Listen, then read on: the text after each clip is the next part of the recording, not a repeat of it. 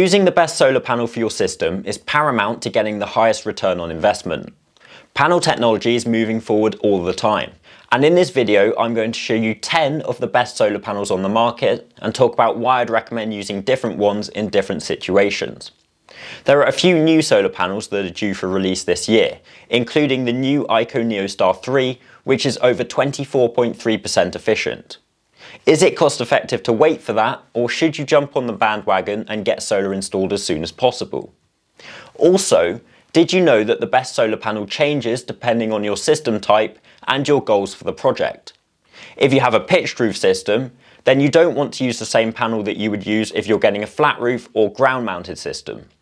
And if you are getting a pitched roof solar system, then should you be using a jumbo solar panel or a standard solar panel to make the most of your roof space? And what if you're using an in-roof mounting system instead of going on-roof? In this case, you probably want a solar panel with a lower temperature coefficient to mitigate for the lack of airflow under the panels. Alternatively, if you're getting solar for the best payback period, then you may want to use a different panel to the one you'd use if you're getting solar to help make the world a better place and you're concerned about ESG factors. To start with, I'm going to briefly talk through the different things to look for when choosing a solar panel. Then I'm going to go on to the best panels that are currently available, and finally make recommendations as to which is best to you depending on your system specification and individual circumstances. You can skip through the video to find the specific parts that you're interested in. To start with, the first thing to consider is whether you need a standard size solar panel or a jumbo solar panel. This is essential to maximising the return that you're getting from your roof. When I'm designing solar systems, I'll very often come across a roof space that might be able to comfortably fit 2 standard size solar panels in portrait, for example, but not quite have enough available space to squeeze in an extra row of panels below it. What I'll then do is recommend a jumbo solar panel, such as the 625 watt Aiko Comet 1N. By using the longer jumbo panel, you can take advantage of the additional roof space and eke out that extra generation from the roof, thus maximising your payback period. These panels are also incredibly cheap and very efficient, and I'm going to compare the different size standard panels as well as the different jumbo panels later in the video, so stay tuned. When it comes to reviewing the actual specification of an individual panel, I'd start by looking at the module efficiency. Module efficiency is the power output per meter squared. To calculate module efficiency, you hit the panel with 1000 watts of light per meter squared and then see what is outputted. So if the panel is outputting 230 watts per meter squared, it has a module efficiency of 23%.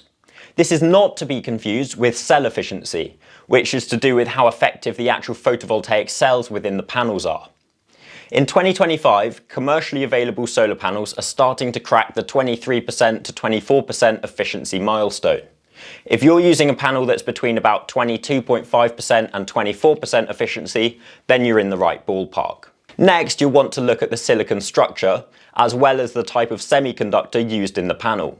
Modern solar panels use monocrystalline solar cells, which simply means that the cell has a single crystal structure. The alternative is polycrystalline. However, these started to be phased out in 2019, so you most likely won't come across them anymore. You may have heard of Perovskite solar cells, which are being developed by a company that's 30 minutes down the road from us in Oxford, called Oxford PV. These have got the industry quite excited, although they're not commercially available at the moment. Over the next few years, we may see solar panels start to migrate over to Perovskite, but don't let that put you off getting solar panels fitted now, however. Remember that every day your roof doesn't have solar, you're wasting money on your electricity bill. That's money that you'll never see again. Before I continue, if you're within 3 hours of Reading, please do get in touch with Spirit Energy, and either myself or my colleagues will give you a bespoke, technical quotation that is tailored to your needs and maximises the return that you're getting from your solar and battery. Do check out the case study video series that we made, which runs through an entire Spirit Energy installation from point of inquiry to the design, survey and install, to see what you get when you request a quote with us. Anyway, back to the video. The next thing to look for is the type of semiconductor used in the panel. The current industry standard is N-type or negative type. N-type semiconductors are created by doping a pure semiconductor, in this case silicon, with an impurity, which in the case of solar panels is phosphorus. The impurity donates extra electrons, hence the N for negative. The alternative is p-type, which coats the silicon in boron. There are fewer electrons, and the P in p-type stands for positive.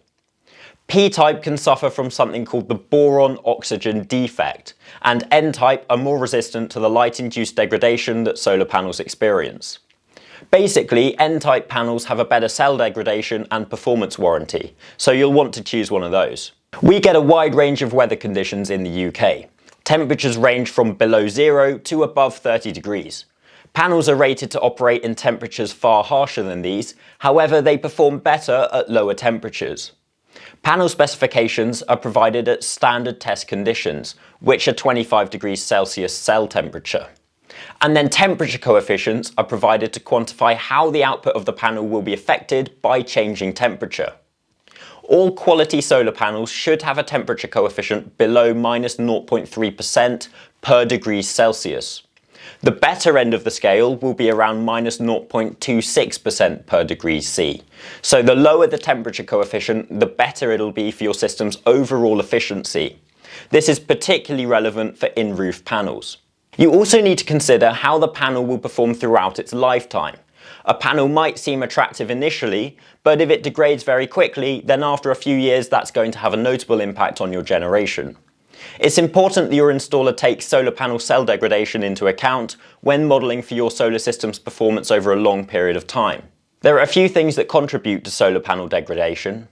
Aging is the main one. Over the years, factors such as light-induced degradation, outdoor exposure, and environmental factors do take a toll on the panels. Micro cracks can develop in the silicon solar cells, and the electrical connections can deteriorate as well. There are a few other factors such as thermal cycling and delamination that also contribute to solar panel degradation. Ideally, you want a minimum of 88% of the power output to still be there after 25 years. This is tied into the performance warranty, which I'll come on to now. So the next thing to look at is the warranty. You typically get two types of warranty for solar panels: a power output warranty and a product warranty. The performance or power output warranty guarantees that after a certain period, usually 25 or 30 years, you'll still get a certain power output relative to the original output of the panel. The product warranty guarantees that if there's a defect in 25 years, such as a failed bypass diode, they'll reimburse the cost of the panel or provide a replacement. The warranties do sort of go hand in hand. If the product fails, then the performance warranty will probably also fail. Another thing to look out for is bifaciality. Some solar panels have cells on both sides of the panel, claiming that you can get extra generation from the rear of the panel. This is a controversial topic. Ultimately, if your panels are pitched on a roof, then the bifacial side probably isn't going to make much difference. Probably none at all. There's just not going to be enough light bouncing around the underside of the panel to noticeably impact the annual generation.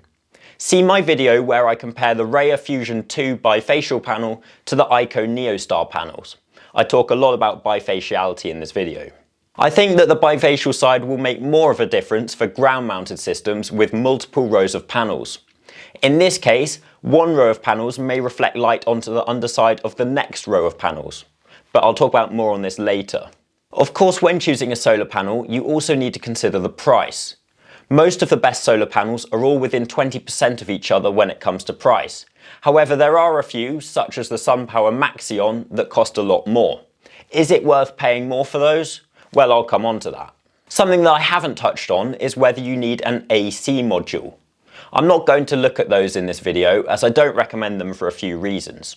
If you are, however, interested in an ACM, or you want to see how Heatable's Raya Fusion 2 stacks up against other panels, then watch this video. So now that we've discussed what to look at when choosing a solar panel, let's now take a look at 10 of the best solar panels currently available. For the first line of our comparison table, let's look at the very highly regarded Aiko Neostar 2 from Chinese company Aiko Solar, which is based in Shanghai. In 2024, the Neostar 2 was incredibly popular.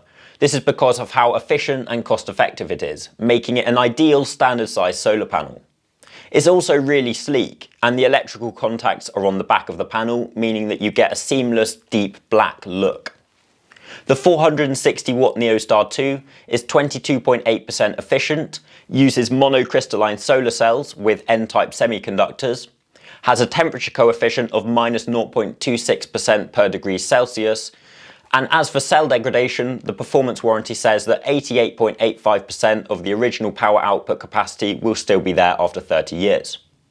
The Aikos come with a 25-year product warranty and a 30-year performance warranty, and they're not bifacial.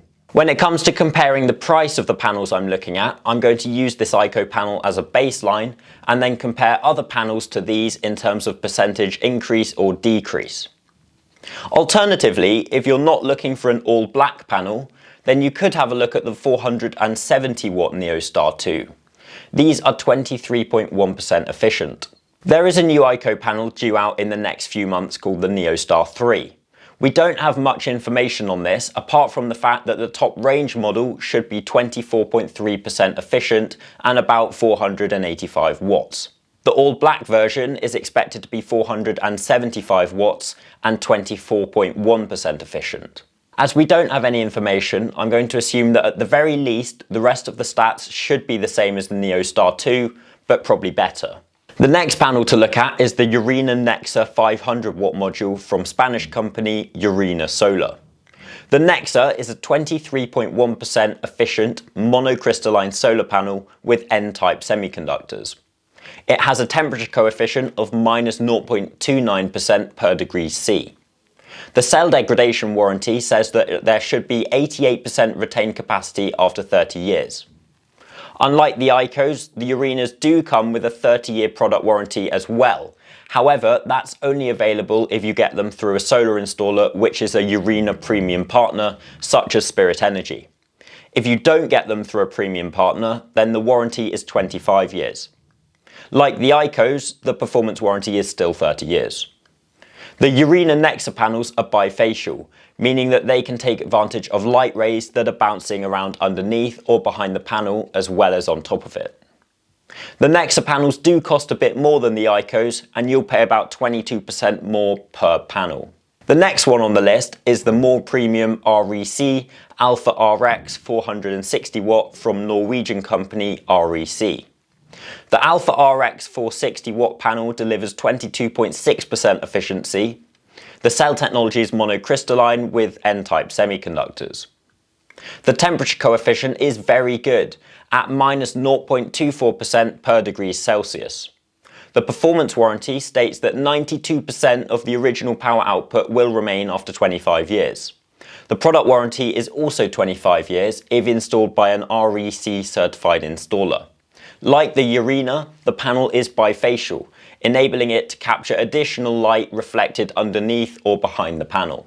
The REC does command a higher price point and will cost you about 72% more per panel than the Aiko Neostars will. Still on the standard size panels, let's look at the panel which is currently favoured by Octopus Energy, the JA Solar 440 watt all black.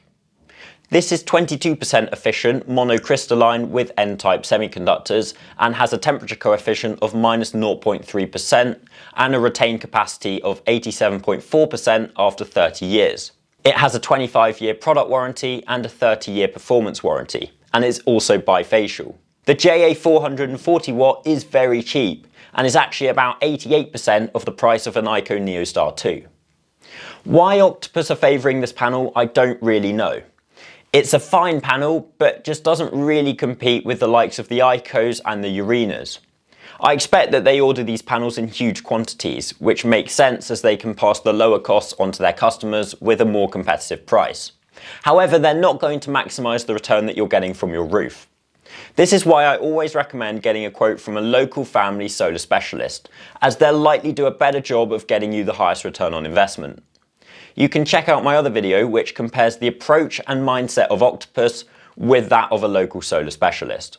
Next, a different panel that's perhaps from a lesser known brand that's really starting to become more popular in the industry, DMEG.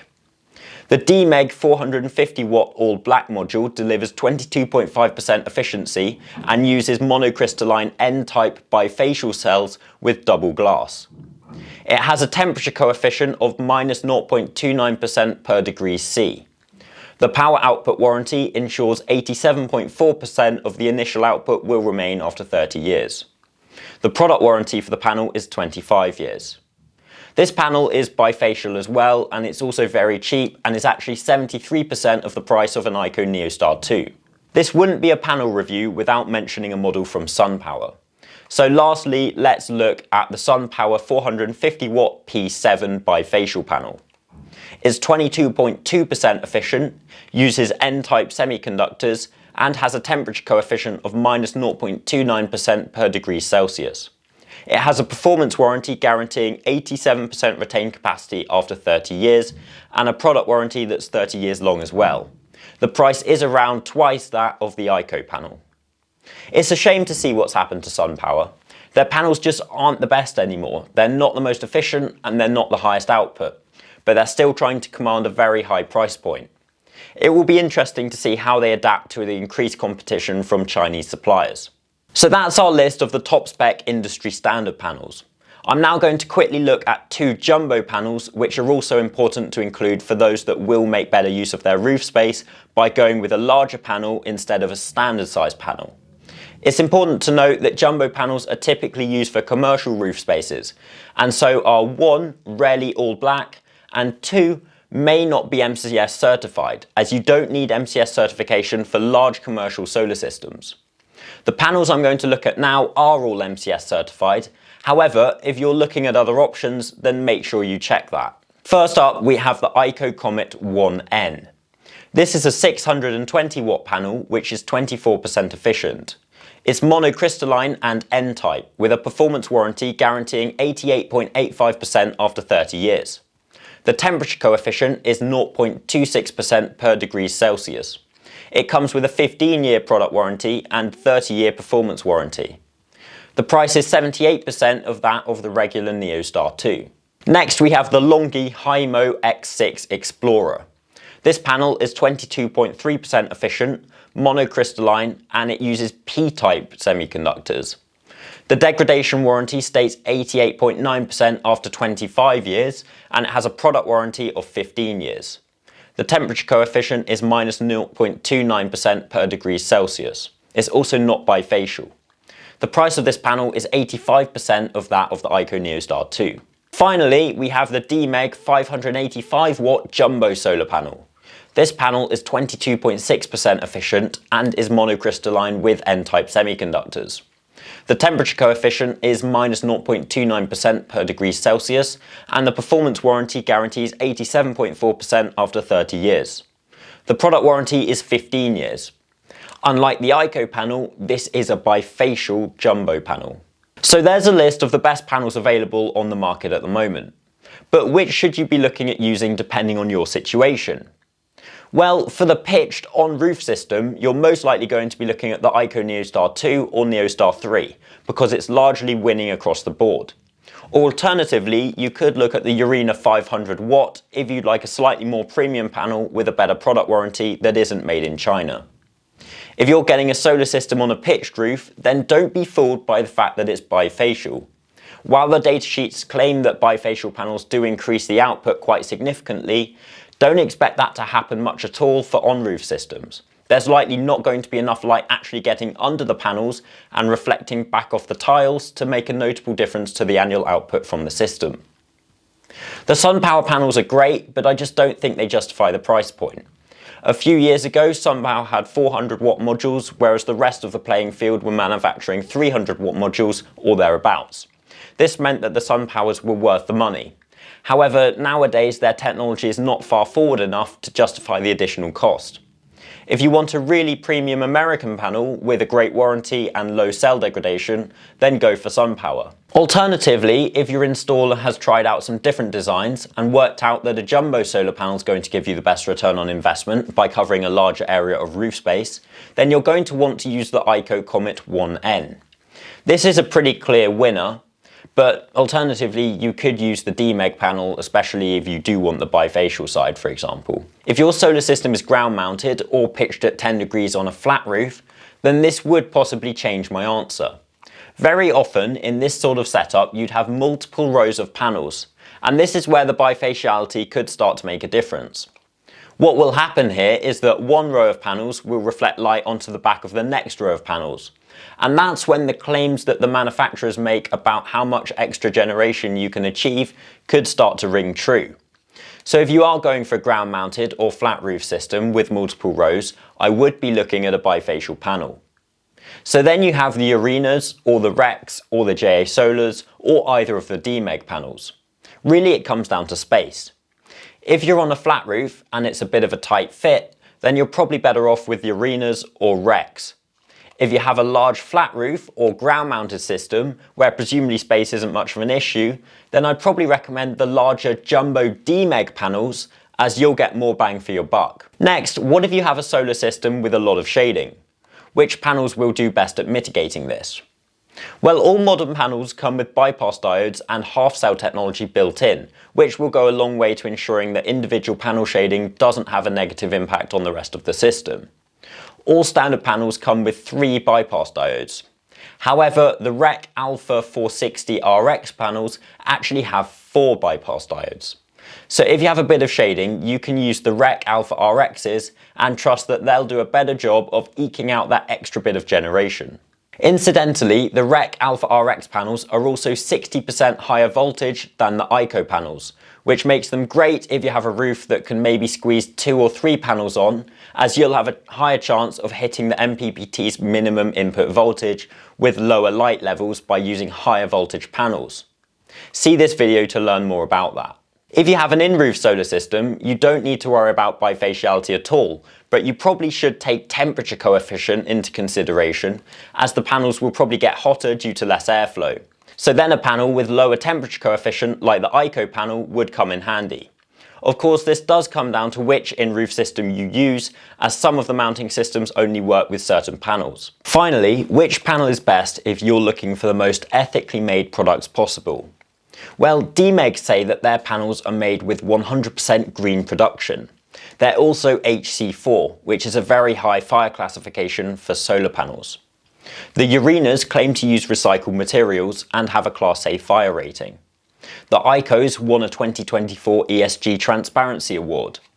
JA Solar make their modules fully traceable so that you can see where they're made in China and ensure they're produced ethically and sustainably.